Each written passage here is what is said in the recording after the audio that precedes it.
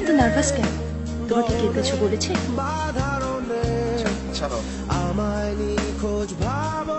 আরে আমার ভাই স্পোর্টসম্যান, ওর অনেক সাহস, তাই না ভাই?